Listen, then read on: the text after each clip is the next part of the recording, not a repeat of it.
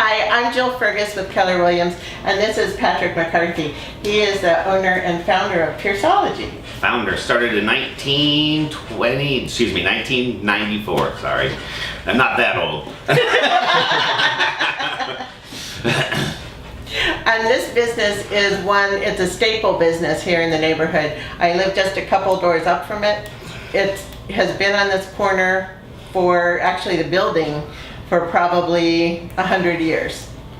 And Patrick has made the building and renovated it into Piercology, which is his business. The one thing that really surprised me when we were talking about Piercology before is it's a multi-billion-dollar business. The entire piercing is a multi-billion-dollar. Yeah, not yours, but the whole entire thing. Right, yeah. And it's like I said, I started Piercology in 1994, started it on High Street, and took one little spot in a downtown store in the basement, and then we gradually grew. After 3 years, moved into the first floor. Then by the 6th year, we actually had to take over the entire building.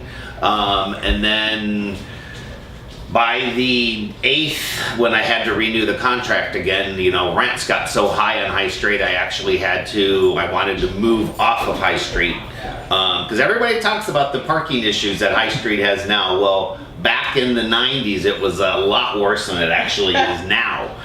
So I moved off of High Street into this building, which I had to completely renovate because it was an antique shop that didn't have anything done to it because all they did is sold antiques. So I had to put all new, water in and heating and cooling and all that sort of stuff. But all of my friends were like, "You're moving off of High Street, you're going to lose your business." Everybody, we look at this business as like a doctor or a dentist.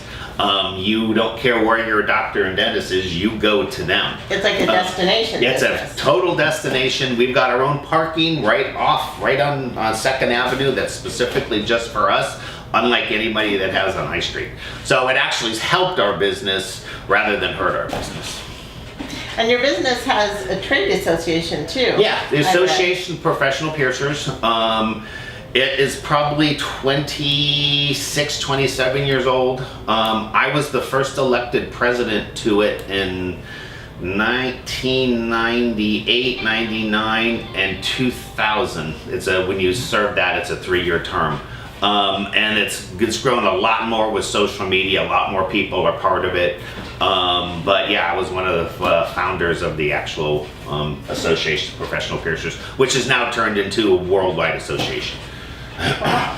And I know when we were talking before, you told me that you did approximately 17,000 piercings. 16,500 piercings last year. All that popped into my head was that many body parts all lined up in a row. Yeah. How is that even possible? Yeah, we're actually, because I'm part of the association, and I know a lot of people that have been in the industry for a while, Piercology is probably one of the top 5 busiest studios in the country. If you want to do it, express yourself. 90% of the people walk out of here going, "That was it?" Yeah, you expect it to really hurt, and it doesn't, no matter what you do. Yeah, I don't hear screams from next door, so I figure it's pretty painless. Going back to the original question, the most common piercing is probably a nose these days, besides your earlobes. We probably do more noses than we do any other part of the year. And men and women? Men and women, okay. Yep. Now that it's illegal for Claire's and all of those shops in the mall to do anything but an earlobe with an ear piercing gun, it's sort of helped our business along a lot.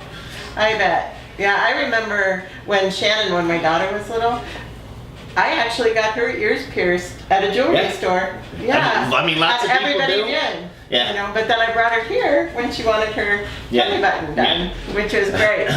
We'll take extra time with everybody. You don't have people staring at you in the mall. We can't do both of them at the exact same time like lots of kids do. Because we don't have two guns. We don't use any sort of ear piercing gun. It's all done with single-use needles.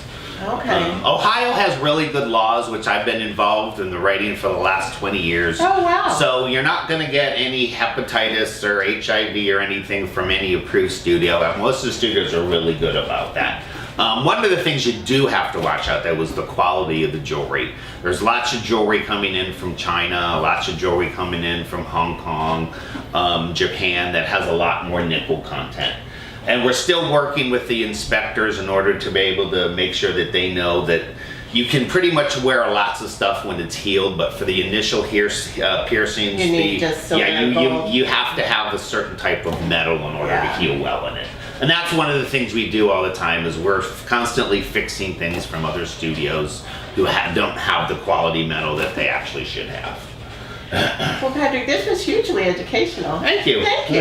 I mean, I really appreciate you sharing your studio and sharing all your knowledge with us. And we're at 190 West 2nd Avenue. That's right. Patrick McCarthy, Piercology, and I'm Jill Fergus Keller-Williams. Thank you. Thanks.